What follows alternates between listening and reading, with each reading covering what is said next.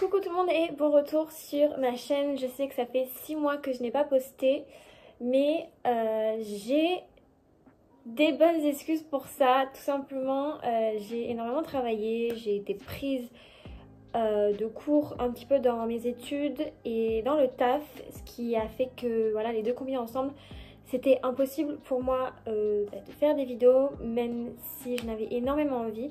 Donc je m'excuse pour l'attente, mais je voulais également vous remercier parce que on a enfin débloqué la monétisation sur la chaîne.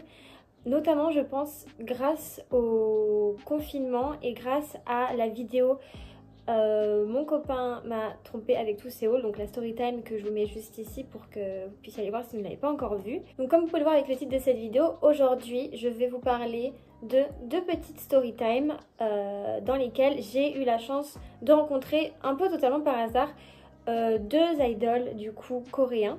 Donc sans plus attendre, voilà, si ça vous intéresse, si vous voulez savoir comment je les ai rencontrés, pourquoi je les ai rencontrés et surtout qui sont ces personnes, n'hésitez pas à continuer à regarder la vidéo et c'est parti. La première idole que j'ai eu la chance de rencontrer totalement par hasard lors de mon année à Séoul, c'était un des membres du TV show, comment ça s'appelle? Wanna One, non pas Wanna One. Ah non oui, voilà, je me rappelle.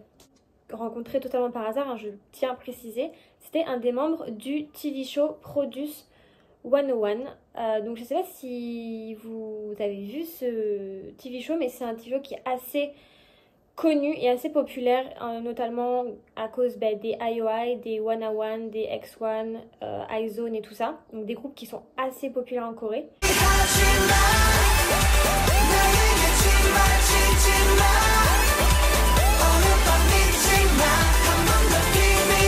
Et d'ailleurs, il y a eu beaucoup de drama à cause de ce TV show en question, avec plein de problèmes comme quoi ça avait été truqué, etc. Enfin bref.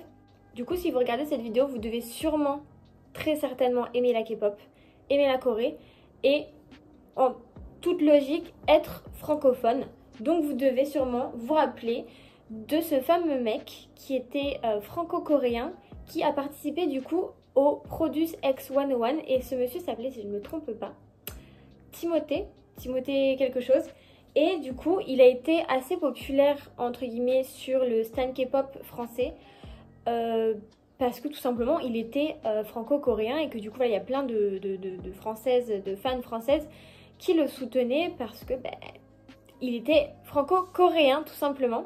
Du coup, pour en venir au fait, un jour, moi et mes deux meilleurs potes en Corée, on était dans un restaurant. Donc c'était un restaurant dans le genre un petit peu buffet à volonté. On adorait d'ailleurs aller à ce restaurant, on y allait très souvent. Et c'était à la période juste après où le TV show avait terminé. Ou alors c'était soit la fin du TV show, soit le TV show venait juste de se terminer. C'était à peu près au mois de juillet, je crois, un truc comme ça. Et du coup, on était dans ce restaurant qui est sur Hongdae, qui est vraiment sorti, je sais plus, neuf de Hongdae, un truc comme ça, donc vraiment au cœur de Hongdae.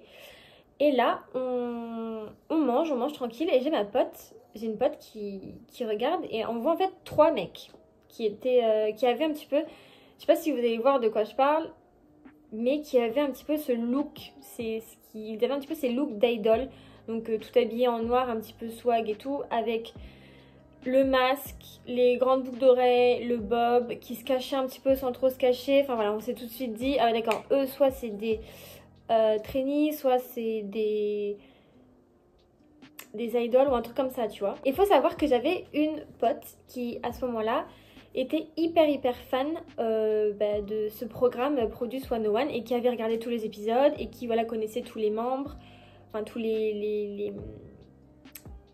enfin qui connaissait voilà, tous les membres du coup, hein, je sais pas comment on appelle ça d'autres.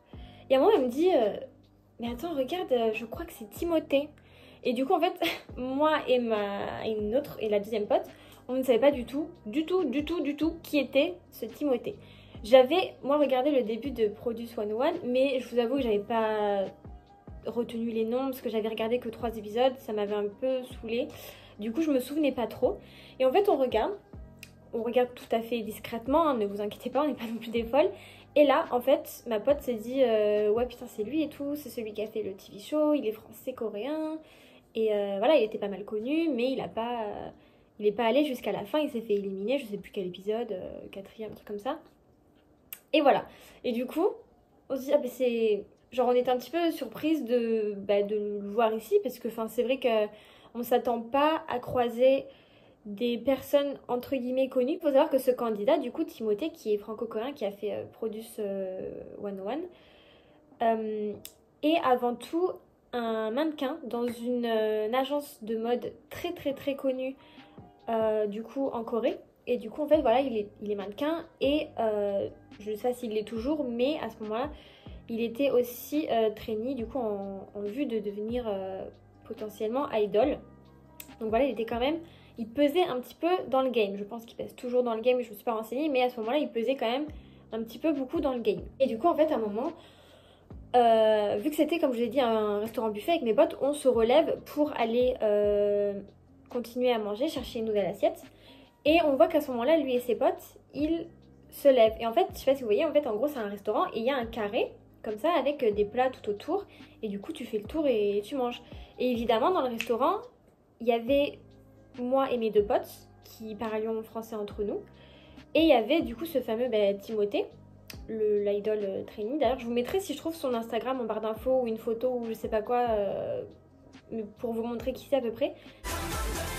Et il était là, du coup, en fait, avec mes potes, on parlait français, évidemment. À un moment, il arrive derrière nous pour chercher à manger et il entend qu'on parle français et il commence, du coup, à nous taper la discute. Bon, on n'a pas parlé de ouf pendant longtemps parce que, voilà, mais en gros, il nous a dit oh, bonjour et tout. Et sur le coup, nous, on savait qui c'était. On avait capté complètement qui c'était, mais lui ne savait pas que nous, on savait qui c'était, en fait. Du coup, on voulait pas faire les groupies, on voulait pas... Déjà, de un, lui...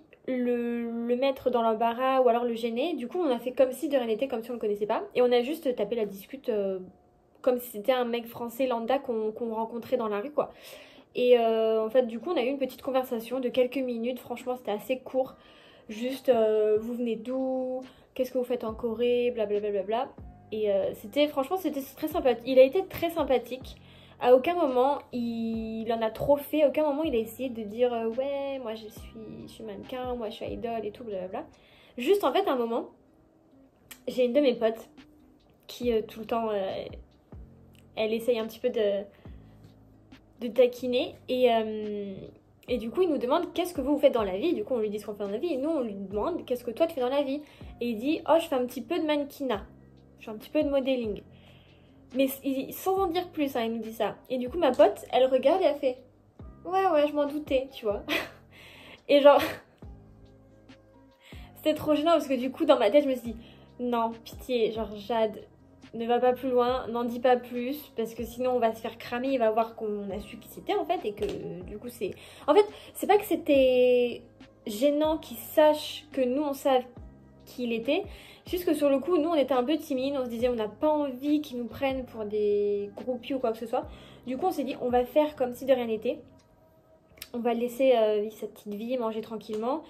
Et voilà quoi, tu vois. Et du coup on s'est dit c'est déjà cool qu'on ait eu la chance de lui dire bonjour et même de le croiser parce que au final c'est cool, même si moi entre guillemets je me rappelais pas qui c'était. C'est toujours cool de se dire oh regarde et tout, on a rencontré un gars de Produce 101, franchement il était sympa, il était hyper terre à terre, blablabla. Et en plus c'est vrai, il était hyper, il était gentil. Le peu qu'on lui a parlé, il a été très très gentil et tout à fait normal, tu vois, parce que des fois on peut se dire putain, c'est quand même un TV show qui est assez, mais vraiment très très connu, très très connu en Corée. Et on peut se dire il va facilement prendre la grosse tête et tout, donc alors que pas du tout en fait. Du coup voilà, après nous on a continué à faire notre petite vie, on allait voir les busking et tout ça, et lui aussi il était au busking, parce qu'en même temps tout le monde est au busking, et on a vu qu'il se faisait reconnaître par pas mal de coréennes, ou d'étrangères, je sais plus trop exactement, mais il avait pris pas mal de photos et tout. Et à ce moment-là on s'est dit merde, on aurait peut-être dû lui dire qu'on savait qui c'était, parce qu'au final, pourquoi pas, tu vois. Mais du coup voilà, fin de l'histoire de comment on a rencontré un mec de Produce 101 qui était très très très gentil et qui j'espère va réussir à réaliser son rêve et débuter dans un groupe si c'est toujours son rêve. Et voilà. Aussi j'essaye tant bien que mal de ne pas toucher mes cheveux parce que j'ai eu quand même pas mal de retours de personnes qui sont saoulées que je touche tout le temps ma mèche. Mais voilà, ma mèche elle est pas coupée, elle est très lourde. C'est vrai que j'ai tout le temps envie de la remettre. Donc je fais ce que je peux et si vraiment ça vous dérange, soit vous prenez sur vous, soit vous ne regardez pas la vidéo. Mais je suis désolée, je fais vraiment ce que je peux. Ok, j'arrête de toucher ma mèche, j'arrête. Deuxième idole du coup que j'ai eu la chance de rencontrer pendant mon année à Séoul. Donc cette personne, vous n'allez peut-être pas la connaître directement, mais vous avez peut-être du coup entendu une de ses chansons que je vais d'ailleurs vous mettre un petit extrait juste ici, maintenant tout de suite, let's go. Donc ce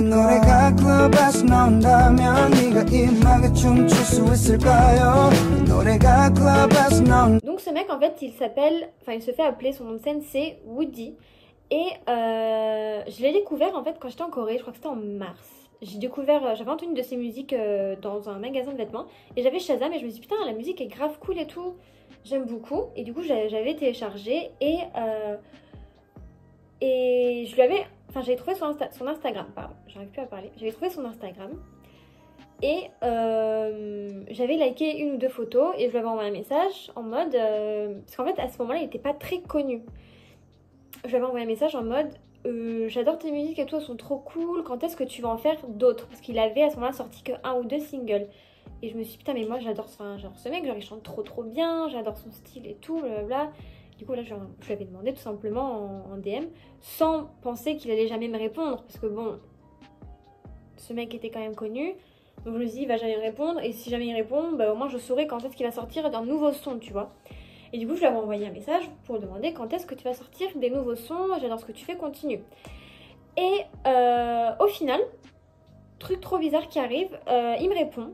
Et là, on commence un petit peu à discuter pendant plusieurs semaines de tout et de rien. Honnêtement, on discutait vraiment de tu viens d'où, qu'est-ce que tu fais dans la vie, salut, enfin vraiment on a commencé à avoir plein de petites discussions comme ça à droite à gauche, un petit peu tous les jours.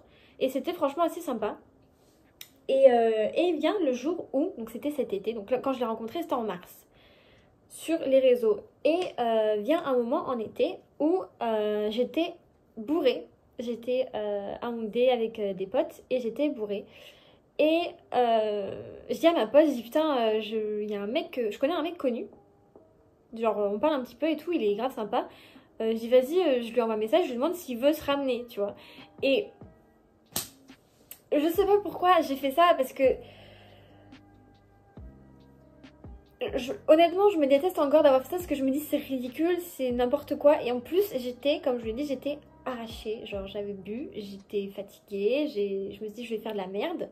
Et du coup, ni une ni deux, je lui envoie un message, je lui dis ouais tu fais quoi et tout ce soir, ramène-toi en Hongdae et tout, genre c'est trop cool, on fait la fête, je suis avec des potes, blablabla. Et le mec il me dit bah je suis au studio, pas loin justement, je suis quelque part pas loin de Hongdae, je suis dans un studio en train de mixer ou je sais pas quoi. Et il me dit je vais peut-être passer plus tard, tu vois. Et du coup je vois le message et je rigole tout ça, je me dis ok il va jamais passer. Et du coup genre je laisse sans répondre au message puisque j'étais complètement arrachée, donc j'ai même pas pensé. Et genre 1 heure ou 2 plus tard je lui renvoie un message et je lui dis ouais tout, t'as fini, t'en es où? Et là il me dit ouais si tu veux je me ramène, toi t'es où? Et là, en gros, ben, grosse erreur encore une fois, parce que la personne bourrée en moi lui répond « Oh, je suis à cet endroit-là ». Et là, je lui envoie ma localisation en fait. Parce que sur, je sais pas si vous connaissez sur Kakao Talk, vous pouvez envoyer là où vous êtes. Ce qui est pratique quand vous voulez rencontrer, quand vous rencontrez un pote, voilà. Et il faut savoir qu'à ce moment-là, c'est le drame. Genre vraiment, c'est le gros drame. Je me dis, mais qu'est-ce que je suis en train de faire? C'est n'importe quoi. Genre j'étais hyper timide. Clairement, j'étais hyper timide. En plus, j'étais arrachée. J'étais fatiguée. Lui, il parlait pas hyper bien anglais. Moi, j'étais arrachée. Donc, parler coréen quand t'es arrachée, c'est dur. Et je me dis, mais c'est horrible. Je me suis mis dans un pétrin pas possible. Et le mec, il se ramène. Et en fait, je le vois de loin. Il avait une Audi blanche. Et je le vois de loin. Et lui, il nous voit pas tout de suite. Et là, je me dis, putain, il nous a pas vus. Au pire, on fait comme si de rien n'était. Il va se barrer et au moins, on va pas le voir, tu vois. Et là, j'ai pas ma pote qui fait comme ça. Eh oh, Woody. Et genre, elle lève la main et elle commence à l'appeler. Et je me dis, non. Non, c'est pas possible. Et genre là, du coup, il nous voit. Et il se ramène. Genre, il trace. Il se ramène vers nous et tout. Et c'était, je crois, le moment le plus gênant de ma vie. Genre vraiment, c'était horrible, c'était gênant. Encore heureusement que c'était pas CK, Blue ou tout le délire comme ça. Oh, d'où Jésus. Et déjà, de un, j'aurais jamais eu la chance de rencontrer ces personnes-là.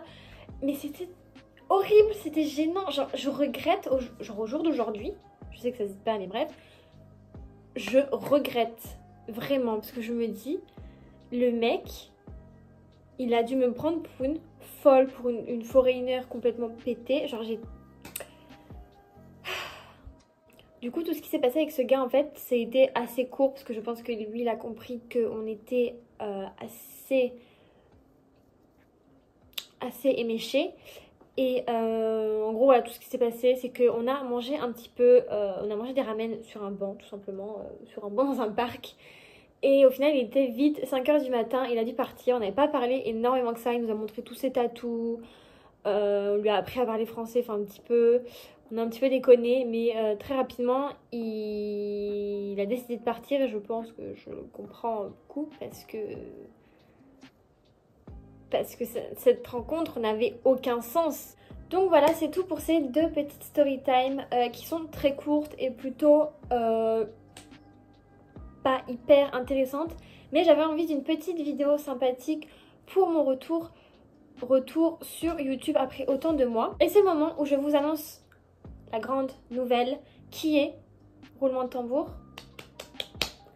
je retourne à Séoul dans 3 mois, à peu près 3 mois. Je retourne fin août, début septembre. Je suis trop contente. De base, je devais retourner à Séoul ce mois-ci, donc en juin. C'était prévu, genre j'avais tout prévu, mais avec le confinement, j'ai perdu mon taf avec le corona. Donc tout ça a fait que ben voilà, tous mes projets, tous mes calculs dans mes économies, tout ça, ça a été le gros bordel. Et du coup, j'ai pas pu évidemment partir ce mois-ci. Et même au niveau du visa, du billet d'avion, c'était trop compliqué. Mais je retourne enfin à Séoul en septembre, enfin fin août, début septembre. Et voilà, c'est tout pour cette vidéo. J'espère qu'elle vous a plu. Je vous prépare plein de contenu maintenant que tout est terminé, que le corona c'est fini, que j'ai beaucoup plus de temps et que je peux du coup filmer. Parce que quand tout le monde était à la maison, enfin à l'appart, c'était pas facile de filmer. Et même, j'étais pas du tout dans le truc, j'étais pas du tout dans le mood. Mais voilà, je suis prête à refilmer et je suis trop impatiente de retourner à Séoul. Et voilà, c'est tout pour cette vidéo. J'espère qu'elle vous a plu. Si c'était le cas, n'hésitez pas à me le faire savoir en commentaire. N'hésitez pas à activer la petite cloche pour être au courant des prochaines vidéos. N'hésitez pas à liker, à partager et à vous abonner à la chaîne. Merci. À bientôt.